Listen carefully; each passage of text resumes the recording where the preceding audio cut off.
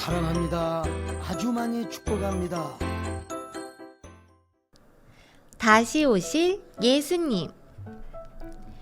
요한은 늙음하게 반모섬에 살고 있었어요.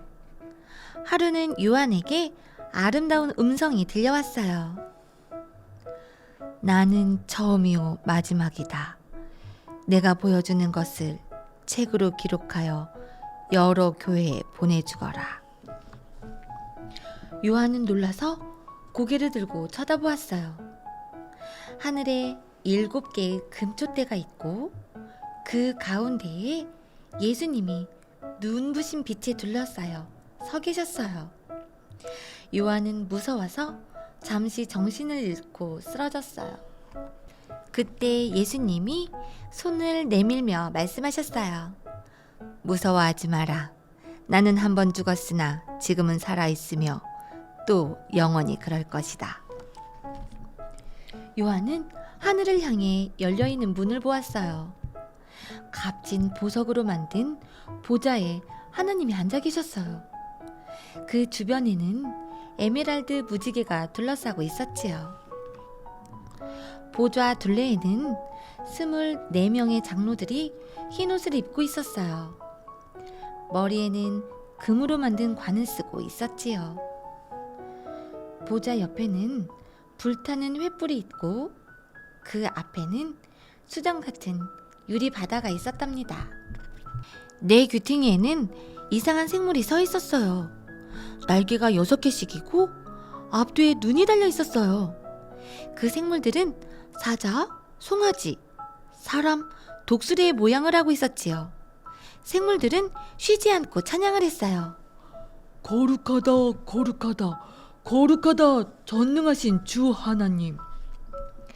하나님은 오른손에 7개의 도장을 찍은 두루마리를 갖고 계셨어요. 한 천사가 큰 소리로 외쳤어요. 이 두루마리를 펼 사람은 누구인가? 하늘에도 땅에도 그 두루마리를 펼 사람이 아무도 없었어요. 요한은 이 모습을 보고 울었어요. 네 생물과 장로들 한가운데 있는 보좌 아래에 7개의 뿔을 가진 어린 양이 있었어요. 그 어린 양이 하나님의 손에서 두루마리를 받아들었어요. 네 생물과 장로들이 어린 양 앞에 무릎을 꿇었어요. 그 양은 바로 하나님의 아들 예수님이었지요. 그들은 감사와 찬양의 노래를 불렀어요. 수천 수만의 천사들이 하나님을 찬양하는 소리와 한데 어우러졌답니다. 어린 양 예수님이 두루마리를 펼쳤어요. 그러자 세상에 미래가 보였어요. 사탄이 세상을 돌아다니면서 약한 자들을 유혹했어요. 마지막 날에는 하나님이 사탄을 불 바닷속으로 던져 넣었지요. 심판날이 되자 죽은 자들이 보좌 앞에 서고 하나님은 생명책을 읽으셨어요. 생명책에 이름이 적힌 사람들은 구원을 받았어요. 이름이 적히지 않은 사람들은 불바다에 던져졌지요. 요한은 새하늘과 새 땅을 보았어요. 그리고 하나님의 음성을 들었어요. 이제 더 이상 고통과 슬픔과 죽음이 없을 것이다. 내가 내 백성과 영원토록 함께 살 것이다. 한 천사가 요한을 높은 산 꼭대기로 데려갔어요. 요한은 거룩한 성, 새 예루살렘을 보았어요.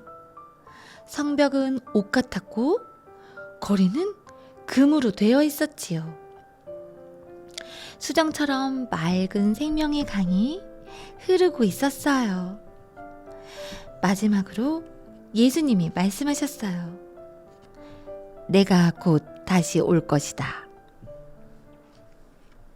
바울의 편지.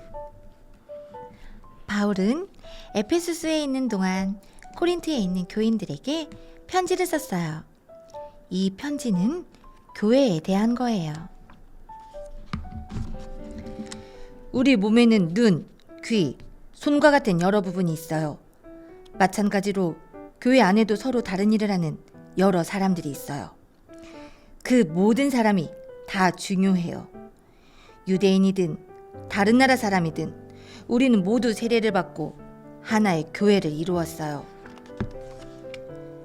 사랑이 없으면 우리는 아무것도 아니에요.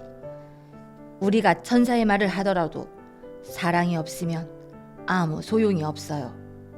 믿음과 소망과 사랑이 영원히 있겠지만 그 중에 제일은 사랑이랍니다. 예수님은 우리를 죄에서 구원하기 위해 십자가에서 죽으셨어요. 그리고 죽은 자 가운데서 살아나셨지요. 이 때문에 그를 믿는 우리도 새 생명으로 다시 살아나게 되었어요. 마지막 나팔 소리가 울릴 때 죽은 자들이 일어날 거예요. 우리 몸은 죽었었겠지만 새로운 몸으로 영광스럽게 일어날 거예요.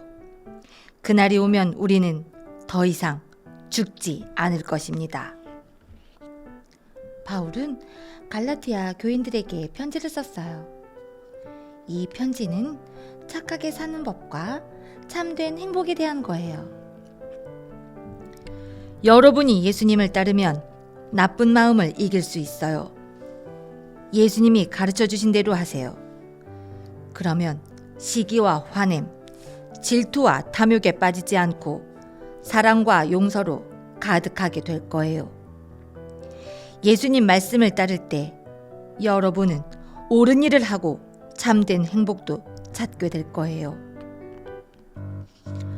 바울은 로마의 감옥에 갇혀 있는 동안 많은 편지를 썼어요. 그 중에 에페소스의 교인들에게 보내는 편지도 있었어요. 이 편지는 하나님의 갑옷에 대한 거예요. 예수님 안에서 든든하게 서세요. 악한 것과 싸우기 위해 하나님이 주시는 갑옷을 입으세요. 진리로 허리띠를 두르고 정의로 가슴막이를 하세요. 구원의 투구를 쓰고 하나님의 말씀을 가지세요. 이렇게 하면 악한 것과 싸워 이길 수 있어요. 바울은 필리피에 있는 교인들에게도 편지를 썼어요. 이 편지는 겸손에 대한 거예요. 다른 사람을 자기보다 낮게 여기고 스스로 높이지 마세요. 예수님은 우리들 가운데 오셔서 한없이 낮아지셨어요. 십자가에서 죽기까지 자기를 낮추시고 아버지의 뜻을 따랐지요. 예수님처럼 하나님 말씀을 따르는 사람이 되세요. 바울은 또 자기 친구 빌레몬에게도 편지를 썼어요. 빌레몬, 오네시모는 당신의 종이지만 형제처럼 그를 너그럽게 대해주세요. 그가 당신에게서 도망쳤지만 이제 다시 당신에게 보냅니다.